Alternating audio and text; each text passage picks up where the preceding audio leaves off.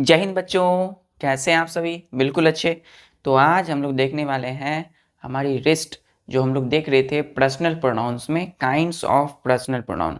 There are 7 kinds of personal pronoun: I, we, you, he, she, it and they. बच्चों, तो आज हम लोग बात करेंगे कुछ बचे हुए पर्सनल प्रोनाउंस के यूजेस। तो उसमें हम लोग पहले देखे थे बच्चों, लास्ट पिछले लेक्चर में हम लोगों ने देखा था यूजेस ऑफ ही।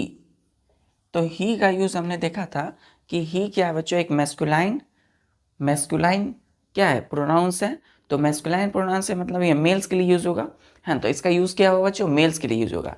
एक्चुअल में ही क्या है, he is the third person singular number, third person singular number in nominative case. He क्या है, third person singular number in nominative case. अब इसका दूसरा यूज यही है बच्चों, यूज्ड फॉर एनिमल्स के लिए भी इनका यूज होता है बच्चों। जैसे हमने कहा कि आई हैव, एग्जाम्पल के लिए आई हैव ए मंकी, मेरे पास क्या है बच्चों, बंदर है एक। ठीक है, आई हैव ए मंकी, मेरे पास एक बंदर है। और फिर हमने इस बंदर के लिए यूज किया कि ही, इस बंदर के लिए हमने क्या यूज किया कि ही इज वेरी नॉटी। बंदर क्या है बच्चों, शरारती होता है बच्चों बंदर। तो बंदर शरारती होता है, इसलिए हमने कहा इस बंदर के लिए कि ही इज वेरी नॉटी, क्योंकि हमने सेंटेंस लिया ऑलरेडी। ये क्या है बच्चों, आई हैव ए मंकी, हमने कहा आपको आई हैव ए मंकी, मेरे पास बंदर है, एक सेंटेंस बोला हमने आपको। फिर हमने अगर यदि कहा देता कि monkey is very naughty, I have a monkey and that monkey is very naughty, तो मंकी का क्या हो जाता है, यहाँ रिपीटेशन हो जाता। तो प्रोनाउन हमें क्या सिखाती है कि किसी भी नाउन का सेंटेंस में रिपीटेशन को रोकना, अवॉइड करना। तो प्रोनाउन का हमने यूज किया, ही क्या है, थर्ड पर्सन सिंगुलर प्रोनाउन। तो ही का यूज करके हमने मंकी के रिपीटेशन को नेक्स्ट सेंटेंस में रोक दिया। तो he is very naughty, monkey क्या है, बहुत ही नॉटी है। चलिए, जानवरों के लिए यूज करते हैं ही का। फिर हम लोग उसी तरह बच्चों, फिर हम लोग सी के लिए भी देखते हैं यूजेज ऑफ सी। सी में हम लोगों ने देखा था सी जो है क्या है, third person singular number in nominative case, ये सब्जेक्ट की तरफ यूज होता है ना। दूसरा सी क्या है बच्चों, सी एक्चुअल में फेमिनाइन प्रोनाउंस है, फेमिनाइन, फीमेल्स के लिए यूज करते हैं। तो अगर फीमेल के लिए यूज करते हैं तो उसका सेकेंड जो यूज होगा, लिखिएगा used for animals.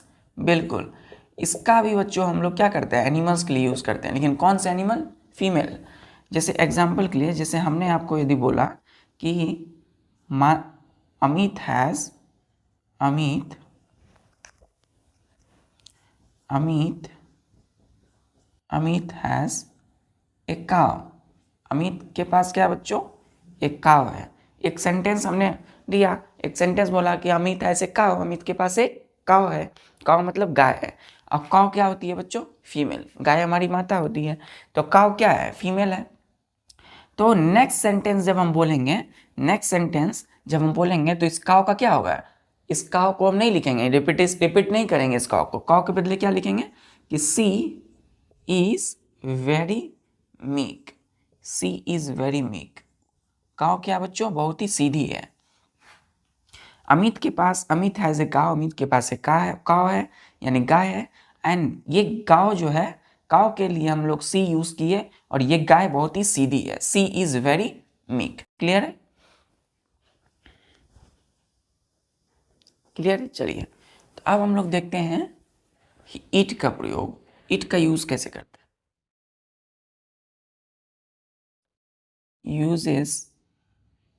Uses of it. सब फर्स्ट ऑफ ऑल बच्चों, इट क्या है, third person singular number, third person singular number है। थर्ड पर्सन सिंगुलर नंबर या प्रोनाउन है, क्या है, थर्ड पर्सन सिंगुलर प्रोनाउन है। क्या है ये, it, third person singular pronoun. ध्यान से देखिए बच्चों, यहाँ पे आई टी, इट है, इट्स नहीं है, यहाँ पे इट है। इसका यूज में लिखिएगा first, used for used for, first of all लिखिएगा non living things, non living things, non living things के लिए यूज करते हैं, कोमा एनिमल्स के लिए, कोमा इन्फेंट्स के लिए, कोमा इंसेक्ट्स के लिए, कीड़े मकोड़ों के लिए, कोमा ट्री के लिए, ट्री पेड़ पौधों के लिए, या हम ट्री बोल सकते हैं, ट्रीज पेड़ पौधों के लिए। तो जानवर हो गया बच्चों, नॉन लिविंग थिंग मतलब निर्जीव वस्तुएं। इन्फेंट्स, INFANTS, इन्फेंट्स मतलब बच्चों नवजात शिशु जिनका जन्म हुआ होता है, मतलब 5 महीने के या फिर 3 महीने 4 महीने के छोटे बच्चे जो होते हैं उसको इन्फेंट बोलते हैं। तो इन्फेंट मतलब छोटा बच्चा जिसका जेंडर पता ना हो, है ना, नथिंग हैज नो, इसका क्या पता ना हो, जेंडर पता ना हो, do not now, do not now gender, gender gender अगर पता ना हो किसी बच्चे का, जो बच्चा जन्म लेता है, ठीक है, सपोज कोई बच्चा जो है जन्म लिया, तुरंत जन्म लिया, हॉस्पिटल में थे, अब देखिए बच्चे जन्म लिया और बच्चा रोने लगा, तो उस समय तो आपको जेंडर पता नहीं होगा, तो उस समय की बात है, मतलब at the time of birth, infants का gender at the time of birth, जन्म के वक्त जो बच्चों है ना, कांट फाइंड जेंडर, हम लोग को जेंडर क्या पता रहता है, बच्चा रो रहा होता नहीं पता, तो उस समय हम इन्फेंट्स के लिए हम लोग क्या यूज़ करते हैं, इट का प्रयोग करते हैं, क्लियर है। इंसेक्ट के लिए, कीड़े मकोड़ों के लिए, और पेड़ पौधों के लिए हम लोग यूज़ करते हैं। तो इट का प्रयोग कहाँ करेंगे, नॉन लिविंग थिंग्स में, इन एनिमल्स के लिए, इन्फेंट्स जिसका क्या हो, बर्थ हुआ हो, है ना, तुरंत और उसका हम लोग को जेंडर पता नहीं होता, इट का प्रयोग करेंगे। इंसेक्ट्स के लिए यूज़ करते हैं हम लोग बच्चों, और ट्रीज के लिए यूज़ करते हैं। चलिए इसका हम लोग देखते हैं examples. Third person singular pronoun, first क्या है हम लोगों का, नॉन लिविंग थिंग्स, तो इट का प्रयोग हम नॉन लिविंग थिंग्स के लिए करेंगे, it is a good pen, it is a good pen, क्या है बच्चों, ये अच्छी पेन है ना, it is a good pen, इसको क्या बोलेंगे हम लोग, it is a good marker, ये अच्छी मार्कर है, तो it is a good pen, ठीक है, कोई पेन अच्छा था बच्चों और आपने बोल दिया, जैसे आपके पास ये मार्कर है तो हमने क्या कहा कि यह अच्छी मार्कर है, तो क्या बोलेंगे इसको, it is a good marker. उसी तरह हमने यदि पेन मेरे पास है यदि, तो हमने क्या वहाँ बोलना है, it is a good pen. फिर हमने कहा कि इट इज ए नाइस, या it is a new pencil, ठीक है, आपके पास कोई पेंसिल थी, उसको आपने कहा कि यह नई पेंसिल है, तो it is a new pencil. तो देखिए पेंसिल और पेन ये दोनों ही क्या है, ये दोनों ही बच्चों नॉन लिविंग थिंग्स है, क्या है ये, non living things, non living things है, पेंसिल और पेन क्या है, नॉन लिविंग थिंग्स। और उसके लिए क्या यूज़ किए हम लोग, इट का यूज़ किए, किस तरीके से, सब्जेक्ट के तौर पर, सब्जेक्ट ऑफ द वर्ब, यहाँ पे वर्ब कौन सा है, इज एंड इज, तो सब्जेक्ट के तौर पे यूज करेंगे हम लोग फॉर नॉन लिविंग थिंग्स के लिए, क्लियर है। चलिए नेक्स्ट है हम लोगों का एनिमल्स के लिए, जैसे हमने कहा छोटे छोटे जानवरों के लिए यूज करते हैं बच्चों, जैसे हमने कहा इट इज एन एंट, ठीक है, इट इज एन एंट, जैसे चींटी जा रही थी बच्चों, है ना, चींटी जा रही थी इस तरीके से,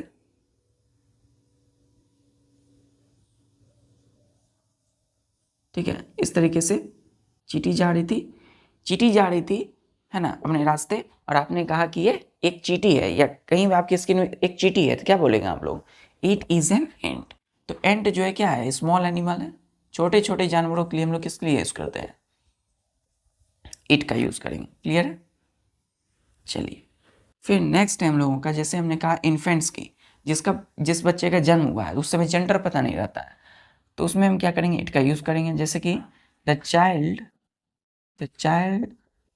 इज क्राइंग, बच्चा रो रहा है बच्चों, ठीक है, बच्चा रो रहा है, हॉस्पिटल में है और आपने आवाज़ सुना कि बच्चा रो रहा है। तो अब जब मैंने कहा कि द चाइल्ड इज क्राइंग, आपने बोला अपने फैमिली मेंबर में क्या कि चाइल्ड इज क्राइंग, तो अब चाइल्ड के अगर हम चाइल्ड के बारे में अगर बताएंगे, नेक्स्ट बार ये कुछ प्रश्न पूछेंगे तो चाइल्ड का यूज़ वहाँ नहीं करेंगे क्योंकि रिपीट हो जाएगा वो। तो चाइल्ड के स्थान पे हम किसका यूज़ करेंगे, इट प्रोनाउन का। हम बोलेंगे कि वेयर इज इट्स मदर। क्या बोलेंगे बच्चों, वेयर इज इट्स मदर। यहाँ पे IT में एपोस्ट्रॉफी एस क्यों जोड़े हैं, पोजीशन के लिए, क्या करने के लिए, रिलेशन बताने के लिए, किसका, इस इट का मदर के साथ। इट क्या है बच्चों, चाइल्ड के लिए यूज़ किए हैं, क्लियर। तो इस चाइल्ड का रिपीटेशन को क्या कर रहा है, इट रोक रहा है। तो वेयर इज इट्स मदर मतलब इसकी माँ है ना कहाँ पर है। तो चाइल्ड बच्चा रो रहा है तो उसकी माँ कहाँ पर है, घर पर है। जैसे आपकी एक महीने 2 महीने का बच्चा रो रहा है, आपने कहा कि इसकी माँ कहाँ पर है, where is its mother, clear है। तो वेयर इज इट्स मदर। फिर नेक्स्ट है हम लोगों का इंसेक्ट के लिए। इंसेक्ट बताने के लिए हम लोग क्या बोलेंगे, जैसे हम कहते हैं कि it is A very beautiful butterfly, it is A very beautiful butterfly. कोई फूल था बच्चों, है ना, और यहाँ पर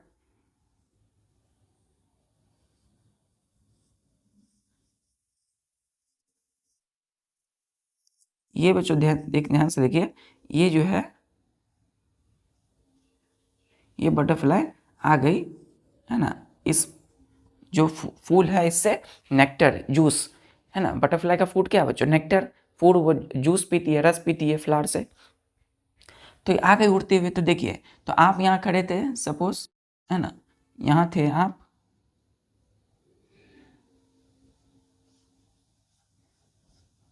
आप यहाँ खड़े थे, है ना, सपोज आप यहाँ खड़े हैं, आपने इसको देखा, आपने क्या कहा, oh it is a very beautiful butterfly. तो ये क्या है, यह बहुत ही सुंदर बटरफ्लाई है। तो it is a very beautiful butterfly, clear है। It is very beautiful butterfly. तो यहाँ बटरफ्लाई क्या है बच्चों, एक इंसेक्ट है ना। इंसेक्ट क्या यूज़ किया हम लोग, इट प्रोनाउन का। चलिए नेक्स्ट है हम लोगों का, हम लोग क्या करते हैं बच्चों, ट्री यानी कि पेड़ पौधों के लिए भी यूज़ करते हैं इट का। जैसे हमने कहा it is a mango tree, it is a mango tree, है ना। कहीं आम के पेड़ आपने देखा इस तरीके से, इस तरीके से आपने देखा आम का पेड़,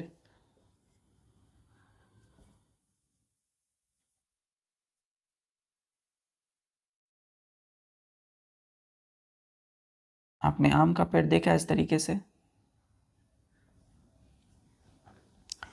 और आपने बोला कि it is a mango tree. ये क्या है बच्चों, मैंगो ट्री है।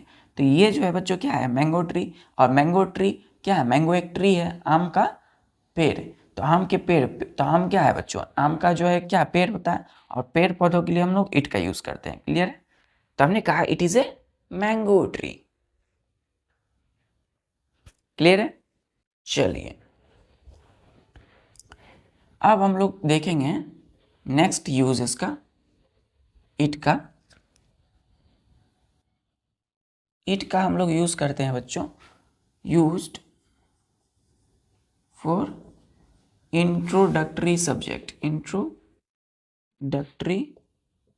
सब्जेक्ट्स, ठीक है। इंट्रोडक्टरी सब्जेक्ट यूज़ करते हैं, एंड हैज़ नो मीनिंग, इसके पास कोई मीनिंग नहीं, ठीक है, कोई मीनिंग नहीं है। आप जब चाहो तो बोल सकते हो कि इट इज़ 6 o'clock, है ना। कोई समय रहता है बच्चों तो क्या बोलते हो आप, it is 6 o'clock, it is 6 o'clock। आज जैसे कोई दिन है, आज सपोज क्या है, मंडे है, तो आप क्या बोलेंगे, इट इज़ मंडे टुडे। जैसे मौसम की बात करना है तो आप क्या बोलेंगे, इट इज़ समर, गर्मी की सीज़न है, it is winter, it is spring, है ना। जैसे आपको वेदर बताना है कि आज की जो मौसम जो दिख रहा है वो कैसा है, तब वेदर बताना है यदि, तो क्या बोलेंगे, it is raining, it is hot, है ना। जैसे बहुत ज़्यादा गर्मी लग रही है, इट इज़ हॉट। बहुत ज़्यादा जो है बारिश हो रही है, तो इट इज़ रेनिंग। बारिश हो रही है बाहर, तो क्या बोलेंगे, इट इज़ रेनिंग। बोलचाल की भाषा में जैसे कि हम बोलते हैं डिस्टेंस है, तो वहाँ से 3 जो है किलोमीटर की डिस्टेंस पे है, तो it is from 3 kilometres distance, है ना। या it is 3 kilometres from station, station से 3 किलोमीटर। तो डिस्टेंस जब बताते हैं तो इट का यूज़ करते हैं। फिर उसी तरह यदि आपको बच्चों टेम्परेचर बताना है, तापमान, तो उसके लिए भी इट का यूज़ करेंगे। कैसे, it is 30 degree Celsius, it is 37 degree Celsius, है ना। तो इस तरीके से आप टेम्परेचर के लिए भी इट का यूज़ करते हैं, है ना, ऐसे लैंग्वेज में। फिर हम लोग किसी भी नेचुरल इवेंट्स बताते हैं, अर्थक्वेक्स, फ्लड्स, या फिर हम क्या करते हैं कि ताज़ा खबर बताने के लिए, जैसे कि इंडिया ने पाकिस्तान के खिलाफ जो मैच खेला, है ना, कुछ भी, जैसे सेमीफाइनल या फाइनल, तो उसमें इंडिया ने जीता, तो इट इज़ द, या इंडिया ने अच्छा परफॉर्मेंस किया, क्या बोलेंगे, it is the best performance of India, India की अच्छी प्रदर्शनी किसके खिलाफ, अगेंस्ट पाकिस्तान। तो इट का यूज़ किया हम लोग। चलिए, तो ये जितना भी हमने कहा समय बताने के लिए, है ना, दिन बताने के लिए, मौसम, वेदर, है ना, या फिर हम उसको कह सकते हैं क्या, टेम्परेचर बताने के लिए, या फिर डिस्टेंस बताने के लिए हम लोग क्या यूज़ करते हैं, इट का यूज़ करते हैं शुरू में इंट्रोडक्टरी सब्जेक्ट के तौर पे। ठीक है, तो उसको हम लोग इंट्रोडक्टरी सब्जेक्ट कहेंगे, उसका कोई मीनिंग नहीं होता बच्चों। तो it is used to denote, क्या डिनोट करने के लिए बच्चों, ध्यान से देखिएगा, टाइम के लिए। फर्स्ट हम लोग टाइम डिनोट करने के लिए इट का यूज़ करते हैं, टाइम बताने के लिए। फिर डे, दिन बताने के लिए इट का यूज़ करते हैं। फिर हम लोग देखिए, यदि हम लोगों को मौसम बताना है, वेदर बताने के लिए हम लोग इसका इस्तेमाल करते हैं, इट का यूज़ करते हैं। यदि हम लोगों को सीज़न बताना हो, है ना, तो हम किसका, इट का यूज़ करते हैं। यदि हम लोगों को टेम्परेचर बताना हो तो हम लोग इट का यूज़ करते हैं। क्लियर है। यदि हम लोगों को डिस्टेंस बतानी हो तो इट का यूज़ करते हैं। यदि हम लोगों को कोई भी इवेंट्स बताना है, कोई भी घटना, है ना, चाहे अच्छा हो या बुरा, तो इवेंट्स बताने के लिए भी हम इट का यूज़ करते हैं। क्लियर है।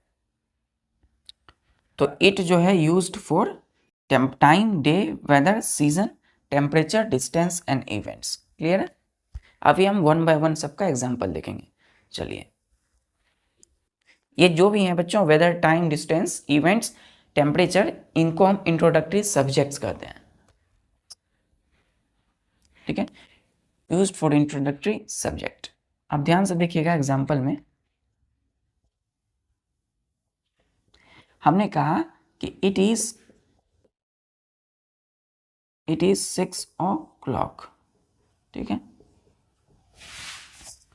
तो 6 o'clock यहाँ है बच्चों, और ये एपोस्ट्रोफी ओ हमने क्यों लिखा, क्योंकि ये जो है हम रिलेशन बता रहे हैं। एपोस्ट्रोफी के लिए हम लोग क्या किए, यहाँ पर हम लोग ऑफ प्रीपोजिशन को क्या करें, उसको हम छिपा दिए हैं बच्चों।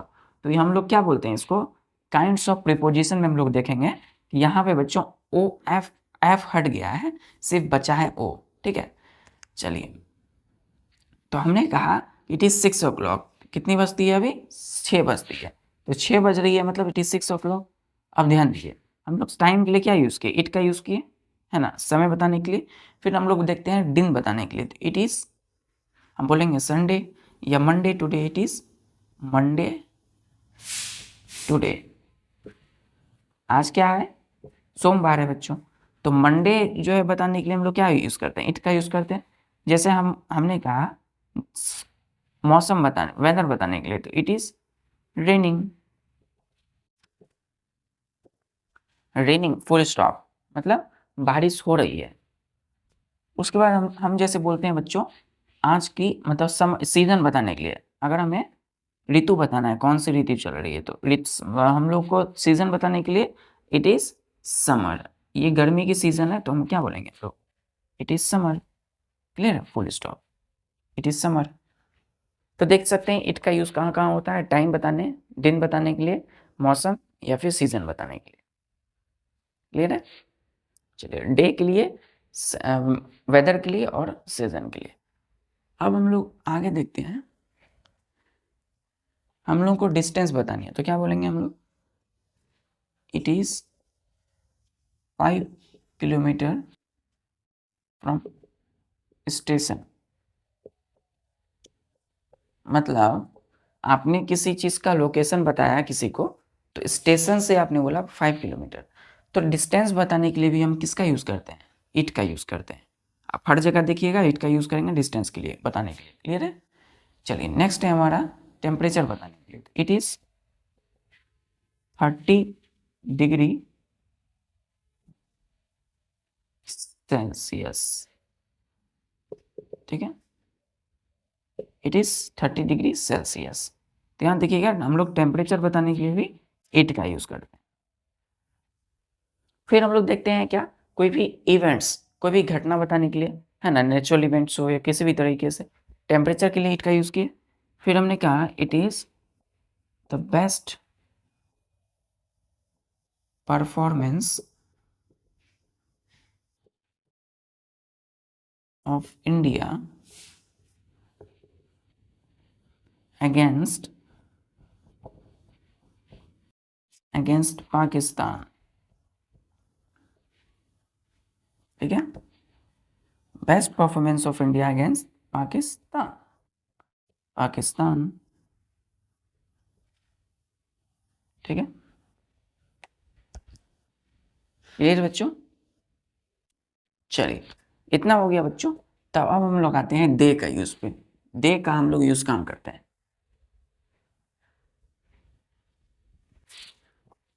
दे, आंसर देखिए, uses of they.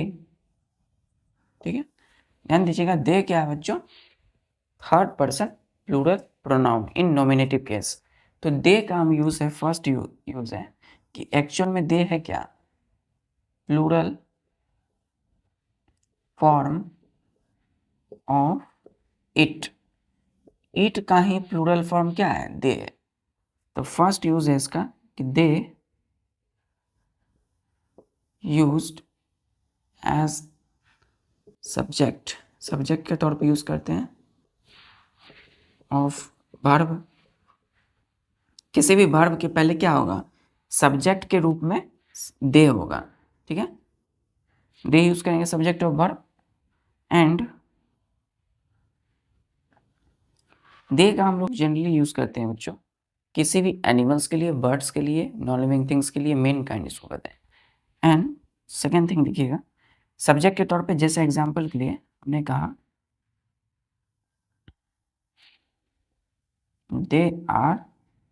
They are farmers. ठीक है, दे आर फार्मर्स, वे लोग क्या है, किसान है। तो दे यूज किए हम लोग, सब्जेक्ट के तौर पे आर क्या है, वर्ब है। तो they are the subject of verb. इस वर्ब का क्या है, सब्जेक्ट है, फार्मर्स, है ना। तो ध्यान दीजिए रखिएगा, दे जो है हम लोग प्लूरल फॉर्म होता है इट का। ठीक है, और दे का यूज करता है सब्जेक्ट ऑफ वर्ब। और दे के साथ जो भी जो है बच्चों वर्ब आएगा वो हम सब क्या होगा, प्लूरल आएगा। और उसके साथ जो नाउन लगेंगे वो प्लूरल लगेंगे। अगर यहाँ से हम सिर्फ लिखेंगे फार्मर, तो एक फार्मर हम यहाँ पे एस लगाएंगे, क्यों कि दे के साथ हमेशा प्लूरल फॉर्म्स का यूज करते हैं। क्लियर है? चलिए नेक्स्ट यूसेज देखते हैं। सेकेंड यूज है बच्चों, यूज्ड फॉर मैनकाइंड। मैनकाइंड मतलब मानव के लिए, मानव जाति के लिए। ठीक है, मैनकाइंड मतलब होता है व्यक्तियों के लिए। ठीक है, इसको हम एनिमल्स, इसको हम क्या लिख सकते हैं बच्चों, मैनकाइंड। फिर हम जानवर लिखते हैं तो एनिमल्स के लिए। फिर हम बर्ड्स के लिए लिख सकते हैं। ठीक है, खास करके, और नॉन लिविंग थिंग्स के लिए इसका यूज करते हैं, नॉन लिविंग थिंग्स। जो नॉन लिविंग थिंग्स है उसके लिए भी हम क्या यूज करते हैं, दे का यूज करते हैं। एग्जाम्पल देखते चलिए, हमने कहा मेन काइंड, बोलेंगे they are man, they are girls, है ना, दे आर गर्ल्स। वे वहाँ पे क्या है, वे लोग लड़कियां हैं, तो दे आर गर्ल्स। देखिए हमने क्या किया, इन प्लूरल, याद रखिएगा यहाँ एक टर्म हमने लिखा प्लूरल, ठीक है, प्लूरल में यूज करते हैं हम लोग। तो हम सिर्फ यदि गर्ल लिखते हैं तो गलत हो जाएगा, ये हम क्या लिखेंगे गर्ल्स। तो दे आर गर्ल्स यानी वे लोग लड़कियां हैं, दे मतलब वे लोग, वे लोग।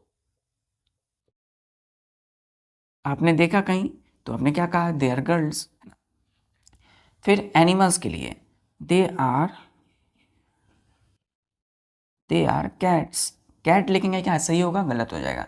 हम क्या करेंगे प्लूरल फॉर्म यूज करेंगे कैट्स। तो दे और के साथ हमेशा क्या करेंगे प्लूरल नाउन का यूज करते हैं। तो दे है बच्चों, तो दे आर कैट्स, कैट्स क्या है एनिमल्स है ना, एनिमल्स है। और ये क्या है मैन काइंड है, गर्ल्स, क्लियर है। तो वे लोग वे सभी क्या है बिल्लियां हैं, तो दे आर कैट्स। अब देखिए हम क्या करते हैं बर्ड्स के लिए यूज करते हैं, तो दे आर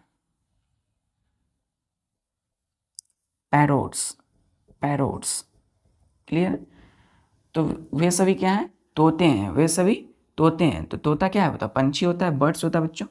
तो हम दे यूज करते हैं इसके लिए, ठीक है, क्लियर हो रहा है। चलिए अब हम लोग क्या बचा नॉन लिविंग थिंग्स। तो नॉन लिविंग थिंग्स के लिए हम लोग सपोज जैसे ध्यान दीजिएगा, एग्जाम्पल में हमने कहा कि दे आर चेयर्स, ठीक है। तो ये सभी क्या है कुर्सियां हैं, कहीं कुर्सियां लगी हुई थी एकदम, तो आपने क्या क्या क्या कहा अपने फ्रेंड को दे आर चेयर्स। तो दे आर चेयर्स, चेयर्स मतलब कुर्सियां। अगर यहाँ सिर्फ एस नहीं लगाएंगे तो गलत हो जाएगा, हम क्या करेंगे प्लूरल यूज करेंगे, दे आर चेयर्स वे सभी कुर्सियां हैं। चलिए दे का यूज होगा। चलिए बच्चों अब हम लोग जानते हैं ऑब्जेक्टिव केस फॉर्म, ठीक है। हम लोग नॉमिनेटिव खत्म कर लिए, अब हम ऑब्जेक्टिव पे आते हैं। जैसे हम जानते हैं आई का जो ऑब्जेक्ट होगा मी होगा, है ना। वी का जो ऑब्जेक्ट होगा क्या होगा बच्चों अस होगा। यू का जो ऑब्जेक्ट होगा यू ही होगा, ठीक है। फिर ही का जो ऑब्जेक्ट होगा बच्चों हिम हो जाएगा, है ना।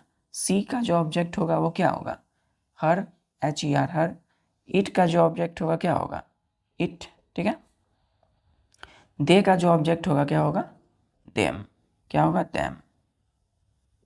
तो ध्यान दीजिएगा आई का मी, वी का अस, यू का यू का यू ही रहता है, ही का हिम, सी का हर, इट का इट, दे का देम।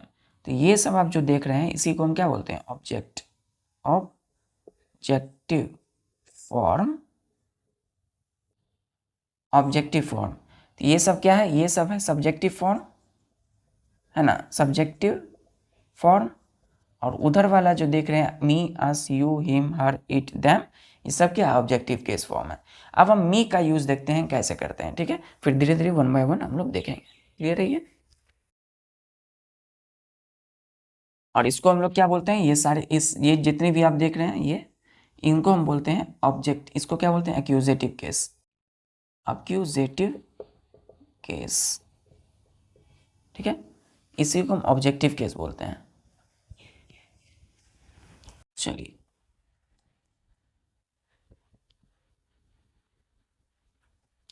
तो फर्स्ट है हमारा आई का ऑब्जेक्ट क्या होगा मी। तो हम लोग देखेंगे यूजेस ऑफ मी। तो मी का यूज है बच्चों यूज्ड एज ऑब्जेक्ट, है ना। आई कैसे यूज होता था सब्जेक्ट, लेकिन मी एज ए ऑब्जेक्ट के यूज होगा of verb, used as a object of verb. Example के लिए हमने कहा यू बाउट या he bought a gift for me. क्या लगा लास्ट में बच्चों यहाँ पे मी। तो ये क्या है भर्ब है, तो भर्ब जो है बच्चों, है ना। और मी क्या है यहाँ पे ऑब्जेक्ट प्रोनाउन है बच्चों। थर्ड क्या होगा ये फर्स्ट पर्सन, क्या होगा फर्स्ट पर्सन सिंगुलर प्रोनाउन इन ऑब्जेक्टिव केस। ये क्या है बच्चों ध्यान से देखिए, इसको हम क्या बोलेंगे फर्स्ट पर्सन सिंगुलर प्रोनाउन इन ऑब्जेक्टिव केस। ऑब्जेक्टिव केस का ही दूसरा नाम क्या है? Accusative case. The first person singular pronoun in accusative या ऑब्जेक्टिव केस। तो ये वर्ब है, तो ये वर्ब का जो ऑब्जेक्ट होगा क्या होगा? मी हो जाएगा, है ना। और ये क्या है बच्चों? अबाउट अ गिफ्ट फॉर मी, ये एक सेंटेंस है ना। कितने वर्ड है इसमें? देखिए 1 2 3 4 5 6 वर्ड है। ये क्या कहता है कि उसने, है ना, मुझे देने के लिए क्या लाया? गिफ्ट लाया। तो मी का अर्थ होता है बच्चों मुझे। क्या होता है? मुझे। तो मुझे देने के लिए उसने गिफ्ट लाया, तो he bought a gift for me. Clear है? तो मी देख सकते हैं यहाँ सेंटेंस में लास्ट में लगा हुआ है। तो हमेशा मी जो है बच्चों, वो सेंटेंस के फर्स्ट स्टार्टिंग में नहीं आएगा, वो सेंटेंस के बीच में आ सकता है या लास्ट में आ सकता है, क्योंकि ये ऑब्जेक्ट है। क्लियर है? चलिए नेक्स्ट हम लोग देखते हैं। नेक्स्ट एग्जांपल देख लीजिए।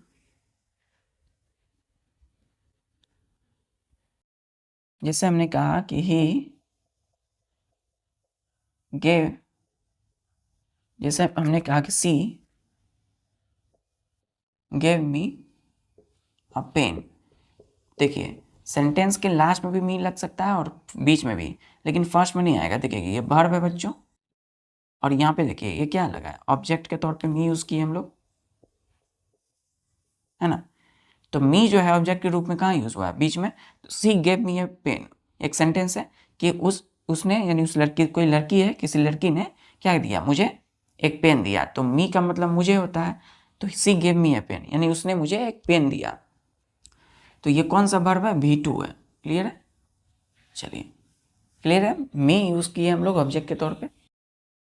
अब हम लोग देखते हैं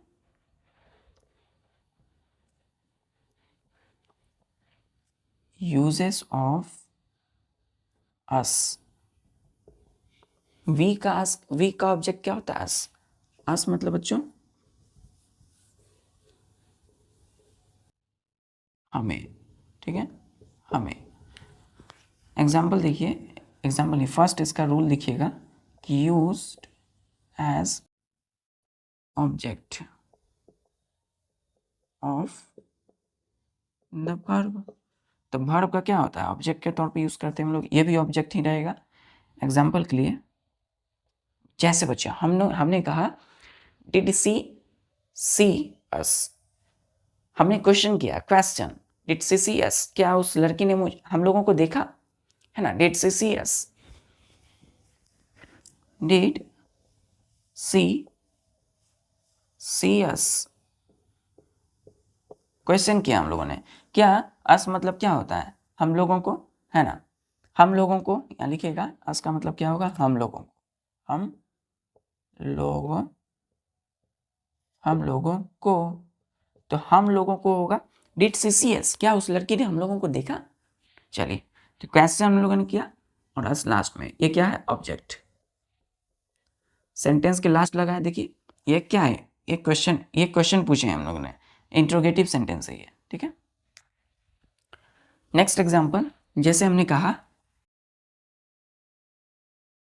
this house is too small for us. ठीक है, तो अस यूज किए हम लोग सेंटेंस के लास्ट में। एक सेंटेंस है, कितने वर्ड है? 1 2 3 4 5 6 7। ठीक है, तो देखिए ये हाउस जो है हम लोगों के बहुत ही छोटा है, तो अस यूज हुआ यहाँ पे, है ना। किस रूप में? ऑब्जेक्ट के रूप में, ऑब्जेक्ट ऑफ द वर्ब। तो यहाँ पे वर्ब कौन है? इज। तो इज का ऑब्जेक्ट कौन होगा? अस। ठीक है, नेक्स्ट है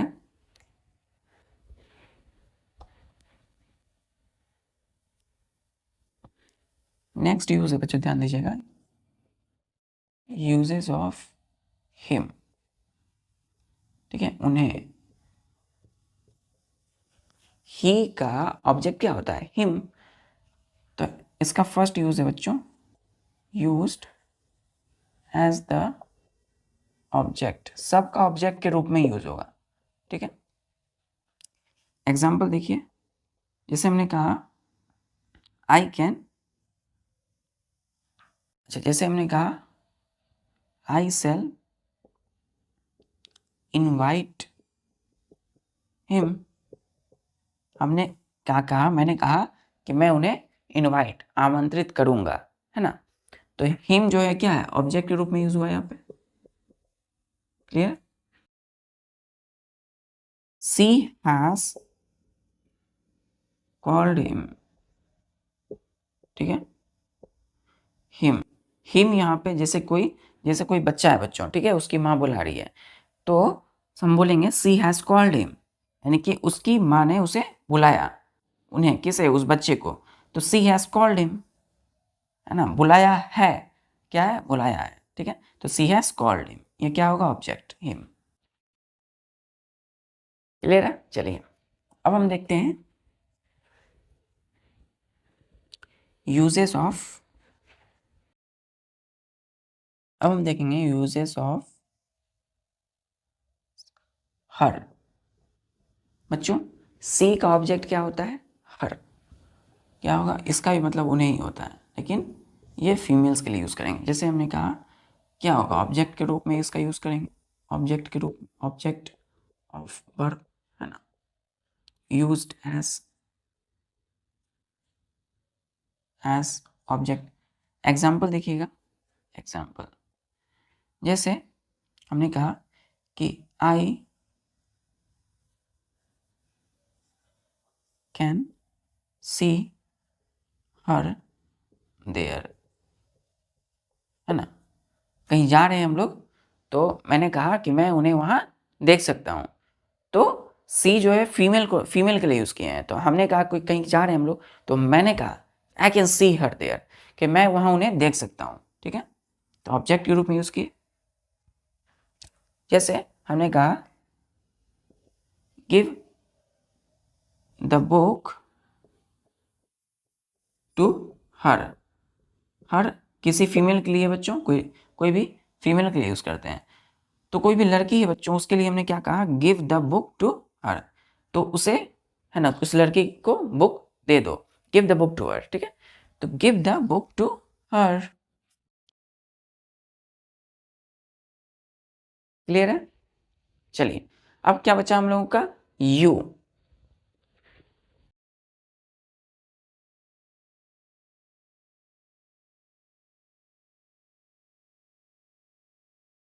ठीक है।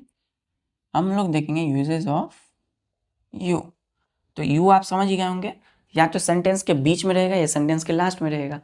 तो यू जो है बच्चों मतलब तुम्हें, यू का मतलब क्या है यहाँ पे, तुम्हें, ठीक है, या तुम लोगों को, या तुम लोगों को, ठीक। तो यू जो है हम यूज कैसे करते हैं, यूज्ड एज ऑब्जेक्ट, ऑब्जेक्ट जैसे ही बोलेंगे तो मतलब सेंटेंस के लास्ट में। एग्जाम्पल देखिए, हमने कहा कि I can teach you, I can teach you, teach you, I can teach you, मैं एक टीचर हूँ, मैंने कहा कि आई कैन टीच यू, है ना। आप में से कोई स्टूडेंट है जो योग्य है, एबल है, आपने कहा कि आई कैन टीच यू, है ना, तो मैं पढ़ा सकता हूँ, मैं तुम्हें या तुम लोगों को या आप लोगों को पढ़ा सकता हूँ या पढ़ा सकती हूँ, ठीक है, या मैं पढ़ा सकती हूँ, तो आई कैन टीच यू, ठीक है। फिर हम बोलेंगे सी, देखिए यहाँ लास्ट में यूज हुआ है ऑब्जेक्ट के तौर पे। फिर देखिए सी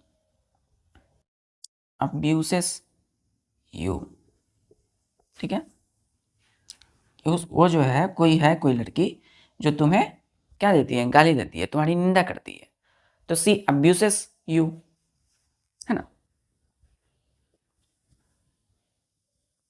क्लियर है। तो सेंटेंस के यू जब हम ऑब्जेक्ट के तौर पे यूज करते हैं तो या तो बीच में रहेगा या सेंटेंस के लास्ट में, क्लियर है। अब हम देखेंगे देम का यूज, एकदम स्मूथ रहना बच्चों।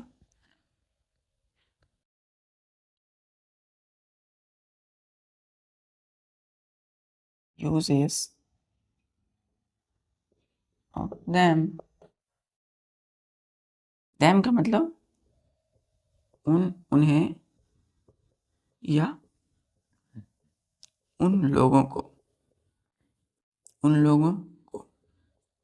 ठीक है। यूज हम करते हैं बच्चों, ध्यान से देखिएगा, used as object of the verb.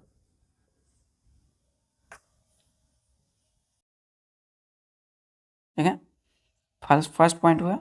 And used for, किसके लिए यूज करते हैं, जैसे हम कहते हैं ये यूज करते हैं हम लोग एनिमल्स के लिए, ठीक है। यूज करते हैं हम लोग पर्सन के लिए, है ना, पर्सन के लिए। फिर एनिमल्स के लिए हम यूज करते हैं इसका, ठीक है।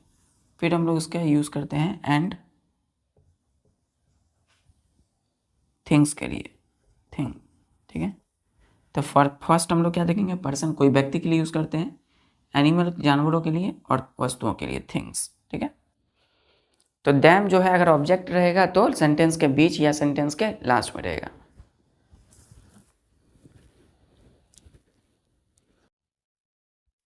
चलिए example,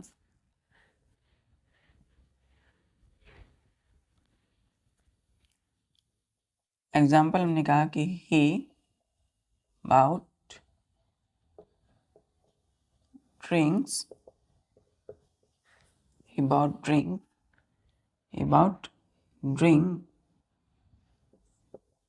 for me, for them, he bought drink for them, ठीक है। मी का यूज तो नहीं कर रहे हैं हम लोग, them का यूज कर रहे हैं। तो यदि हम ऑब्जेक्टिव केस बना रहे हैं तो ये सेंटेंस है he bought drink for them, यानी कि उसने एक ड्रिंक खरीदा। ड्रिंक यानी कि हो सकता है उसने दूध खरीदा हो, किसी ने दूध खरीदा सपोज, है ना, बहुत सारे लोग हैं, है ना, आए हैं, है ना, मेहमान बनकर, तो उन लोगों के लिए क्या बनानी है, चाय बनानी है, तो दूध खरीदना है, तो उसने किसी ने दूध खरीदा, किसके लिए, उन लोगों के लिए, तो उन लोगों के लिए देम यूज करेंगे, और खरीदा तो bought drink for them. Clear है, क्लियर है। अब ये क्या हो गया बच्चों, देम यहाँ पे पर्सन को बता रहा है। अब देखिए, अब हम जैसे हम कहते हैं कि where are my cows and books, ठीक है। हमने प्रश्न किया आपसे कि where are my cows and books, कि मेरी जो गाय हैं और जो मेरी बुक्स हैं, किताबें हैं, वो कहाँ हैं, where are my cows and books, ठीक है। ध्यान दीजिएगा, अब हमने यहाँ पे उत्तर में दे दिया कि आई कान, उत्तर में नहीं, फिर हम ही जिसने प्रश्न किया बच्चों उसी ने बता दिया आई कांट फाइंड दैम। तो यहाँ जो दैम यूज किए हम लोग, और यहाँ दैम हम यूज किए हैं पर्सन के लिए, पर्सन्स बहुत सारे लोगों के लिए, और यहाँ जो दैम यूज किए हैं हम एनिमल के लिए यूज किए हैं, है ना, एनिमल्स बहुत सारे गायों के लिए, और किताबों के लिए, बुक्स के लिए, क्लियर है। तो आई कांट फाइंड देम, मेरी बुक किताबें और गाय कहाँ है, आई कांट फाइंड देम, मैं उन्हें नहीं खोज पा रहा हूँ ना, तो I can't find them. Clear है। चलिए, इतना बच्चों हम लोगों का जब क्लियर है, तो अब हम लोग देखेंगे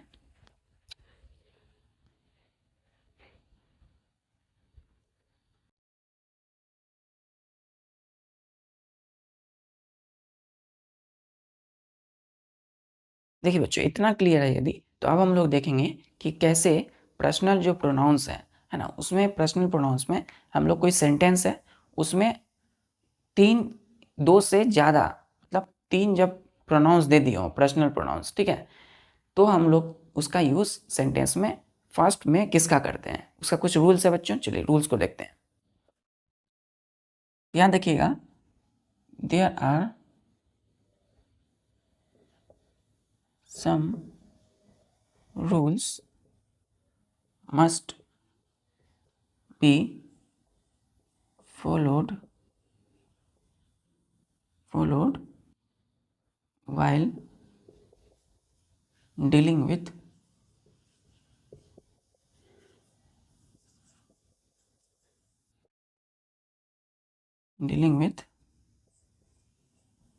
personal प्रोनाउंस।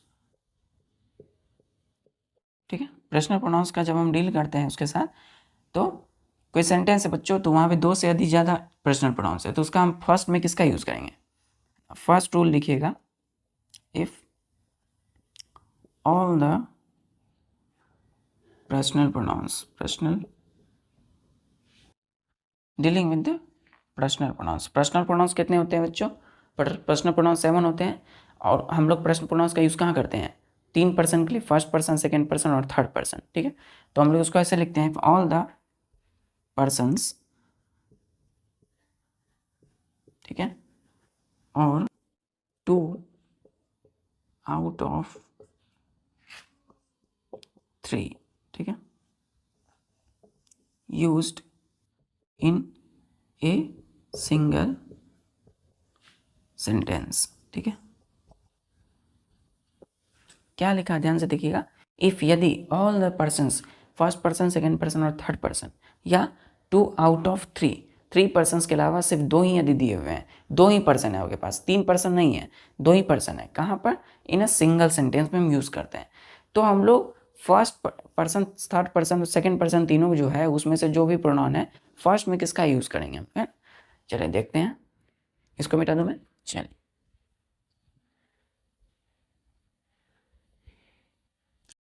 तो इसके बाद लिखिएगा, then pronouns that is to be followed,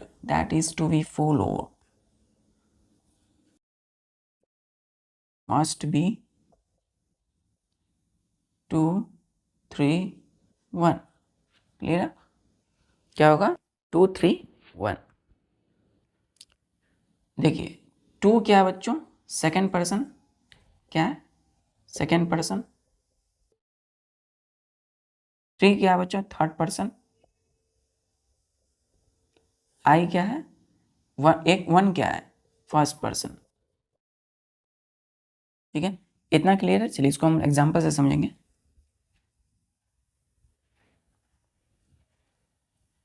तो सेकेंड पर्सन मतलब यू आएगा इसमें, थर्ड पर्सन मतलब इसमें ही, है ना, सी आएगा, ठीक है, ईट आएगा बच्चों, है ना, फिर फर्स्ट पर्सन है तो आई एंड वी आएगा, है ना। लेकिन यहाँ पे जो रूल है बच्चों, हम लोग वी का इस्तेमाल अभी नहीं कर रहे हैं, है ना, यहाँ पे इट का इस्तेमाल नहीं कर रहे हैं। हम लोग कहाँ इसका इस्तेमाल किस में करेंगे? ही, हम लोग यहाँ पर यू का इस्तेमाल करेंगे, ही का, सी का या आई का। क्लियर है? जैसे एक सेंटेंस हमने दिया कि, जैसे हमने कहा he, she, he, I and you are good friend. ठीक है, गुड फ्रेंड्स। ठीक है, एक सेंटेंस है, he, I and you are good friends. तो ये सेंटेंस बच्चों आपको सही करनी है, इसको अरेंज करना है अकॉर्डिंग टू दिस रूल 2, 3, 1। ठीक है, तो कौन सा पहले आएगा? ही पहले आएगा क्या? नहीं आएगा। क्यों? क्योंकि हमको जो ऑर्डर फॉलो करना है वो क्या करना है? ही क्या है? थर्ड पर्सन है, तो इसको बीच में रखेंगे, यानी कि आई की जगह पे क्या आएगा? ही। ठीक है, ठीक है, चलिए अब देखिए यहाँ पर यदि ही है तो ही की जगह पे फर्स्ट पर्सन पहला कौन आएगा? 2, मतलब सेकेंड पर्सन, तो यू की जगह पे क्या आएगा? यहाँ पे यू आ जाएगा, है ना। तो यू, अब यहाँ 2, 3 दे दिया, अब यहाँ पे क्या आएगा? फर्स्ट पर्सन, तो आई यहाँ आ जाएगा। अब ये क्या हो गया? ये सेंटेंस हो गया सही, है ना। तो यू आ गया, देखिए ध्यान से, है ना, 2 आ गया, ही आ गया, 3 कोमा है बीच में, एंड आई जो कि 1 है। 2, 3, 1 का रूल फॉलो हो रहा है इसमें। तो यू यानी तुम, ही वह, एंड आई मैं, आर गुड फ्रेंड्स। हम तीनों क्या है? मतलब एक अच्छे मित्र हैं। क्लियर बच्चों? चलिए एग्जाम्पल लेते हैं हमने।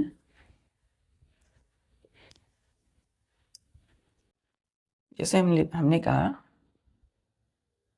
यू, जैसे हमने कहा आई, you and he are classmates. ठीक है, तो इस एक सेंटेंस दिया मैंने, इसको सही कीजिए अकॉर्डिंग टू रूल। क्या कहता है, प्रोनाउंस का एक रूल है 2 3 1 का। यदि तीनों पर्सन दिए हुए हो तो फर्स्ट में हम लोग किस पर्सन का यूज़ करेंगे। ठीक है, तो इसको हम लोग करेक्ट कैसे करेंगे, देखिए आई है, रूल क्या कहता है 2 3 1, तो फर्स्ट में आएगा सेकंड पर्सन मतलब यू, फिर कोमा, फिर क्या आएगा 3 में मतलब 3 हो जाता है ही, तो ही आ जाएगा, एंड करेंगे, उसके लास्ट क्या है 1, यानी कि first person I are good friend, good classmates, are classmate, क्या होगा यहाँ पे क्लासमेट्स।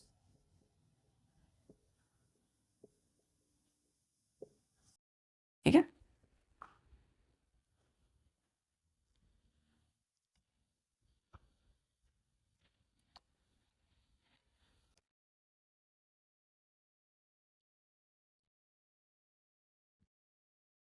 देखिए नेक्स्ट है हम लोगों का एग्जाम्पल में दूसरा रूल है बच्चों, इसी का फर्स्ट रूल का 3 1 का, क्या है 3 1 का, 3 1 का।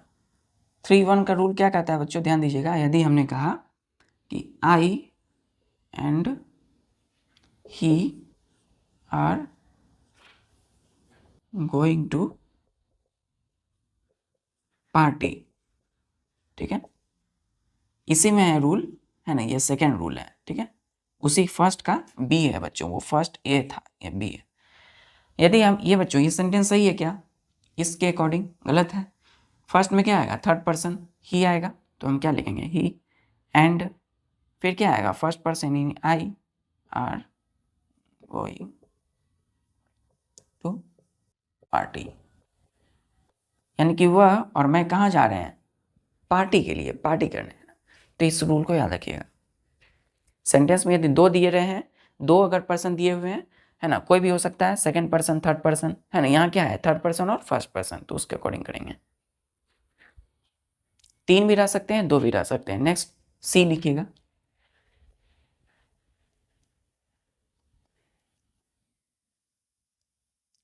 सी है बच्चों 2 3 का रूल। 2 3 का रूल क्या कहता है, यदि हमने कहा he and you are doing a great job, doing a great job, doing a good job. ठीक है, क्या ये सेंटेंस सही है गलत है, कि फर्स्ट में क्या आएगा सेकंड पर्सन, 2 ही पर्सन है यहाँ पे, यू एंड फिर क्या आएगा third person he are doing a good job. अब ये क्या हो गया, सेंटेंस सही हो गया। ये है रॉन्ग, क्योंकि आपको इसमें करेक्ट करना है ये इसके अकॉर्डिंग। क्लियर है,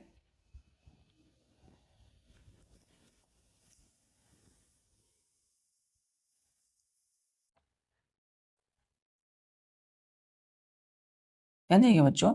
यदि हम लोग क्या करते हैं प्लूरल, मतलब इसको यदि हम सेकेंड रूल लिखिएगा, rule number second, rule second, यदि हम लोग 2 3 1 में हम लोग नेगेटिव सेंटेंस लेते हैं, ठीक है, नेगेटिव सेंटेंस,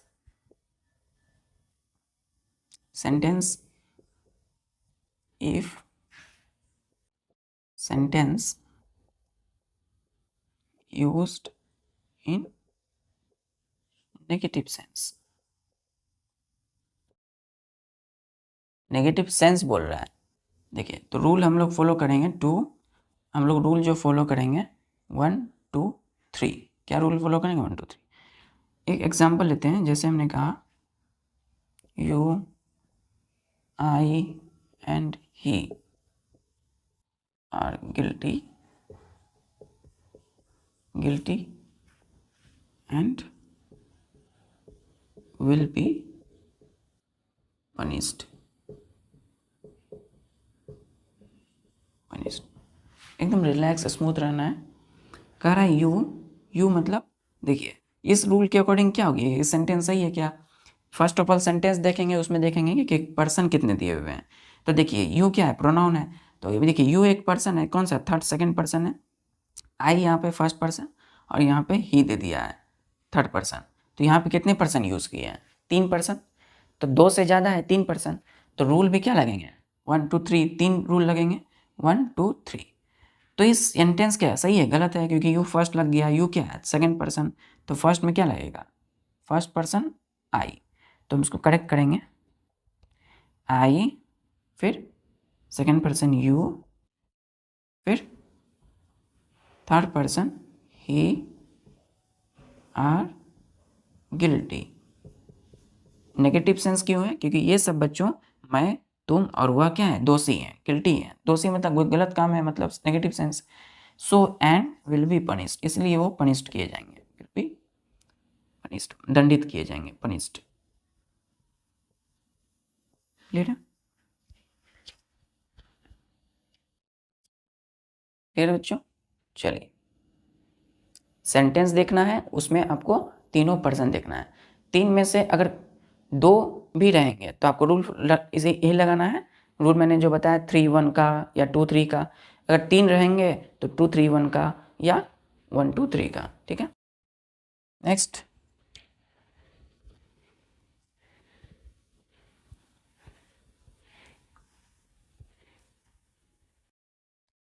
यदि एक सेंटेंस है, उस सेंटेंस में आपको दे, वी एंड यू दिखे, ठीक है, ठीक है, तो इसका अरेंजमेंट आप कैसे करोगे। अरेंजमेंट, इनका अरेंजमेंट होगा दिस। देखिए ये तीनों क्या है बच्चों, ध्यान से देखिएगा, ये तीनों ही क्या है, प्लूरल प्रोनाउंस है। थर्ड रूल लिखिएगा, रूल नंबर थर्ड। तो प्लूरल प्रोनाउन है ये, ठीक है, दे वी एंड यू। तो इसके लिए हम रूल जो यूज करते हैं वो करते हैं 1 2 3। क्या यूज करते हैं, 1 2 3। एग्जाम्पल, हमने कहा they we and you will be awarded for good work. अच्छी कामों के लिए उन लोगों को, हमें और तुम लोगों को, ठीक है। तो यहाँ प्लूरल में है ये सब, क्या किया जाएगा, अवार्ड, इनाम है ना, उनको क्या किया जाएगा, अवार्ड किया जाएगा, इनाम दिया जाएगा अच्छे कामों के लिए। तो क्या ये सेंटेंस का में जो पर्सन्स का अरेंजमेंट है सही है क्या, गलत है। सेंटेंस तो है, देख लिया हमने, उन लोगों के विषय में बात की जा रही है, हम लोगों या तुम लोगों के विषय में। लेकिन पहला क्या दे सही है, गलत है, क्योंकि ये 1 आएगा मतलब फर्स्ट पर्सन वी क्या है, first person singular plural number. तो इसको जब सही करेंगे तो वी आएगा पहले, फिर कोमा 2 मतलब second person plural number, you and फिर 3 third person plural number, they will B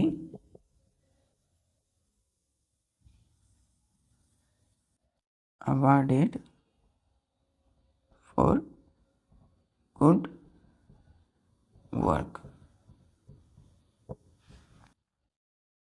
clear, clear बच्चों। तो आपको सेंटेंस दिया जाएगा, उसमें पर्सन हो सकता है उल्टा पुल्टा अरेंज भी करना होगा। तो सेंटेंस में दिए गए पर्सन्स को आपको अरेंज करना है अकॉर्डिंग टू रूल, ठीक है, ये रूल को फॉलो कीजिएगा। चलिए rule number 4,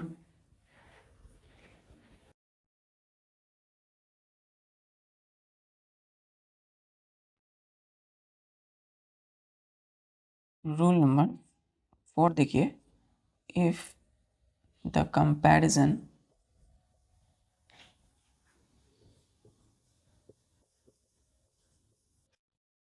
between two nominative case,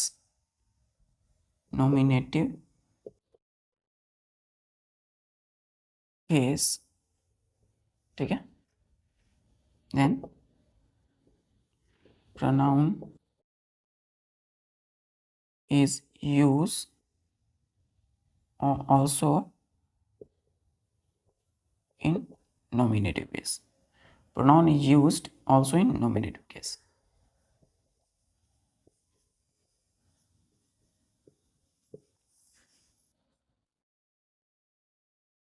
कहता है कंपैरिजन करने, जैसे हमने कहा कि he she is better than he, और ये एक सेंटेंस है, she is better than her than him. तो एक सेंटेंस है। अब बच्चों बताइए इसके अकॉर्डिंग सही कौन है। कहता है give the comparison between two nominative case.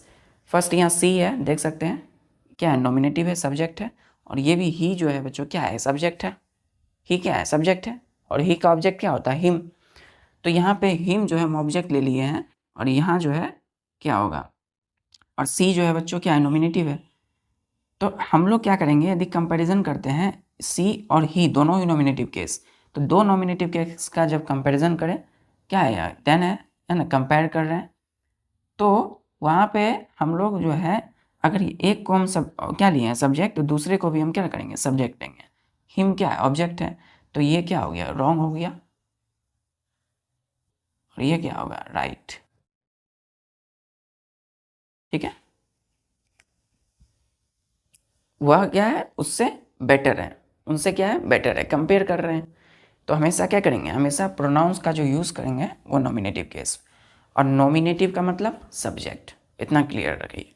Him क्या है यहाँ पे, ऑब्जेक्ट, इसलिए गलत हो गया ये। तो ठीक है बच्चों, इसी डेडिकेशन के साथ, पूरी लगन के साथ पढ़ाई कीजिए, प्रैक्टिस कीजिए बार बार। जय हिंद।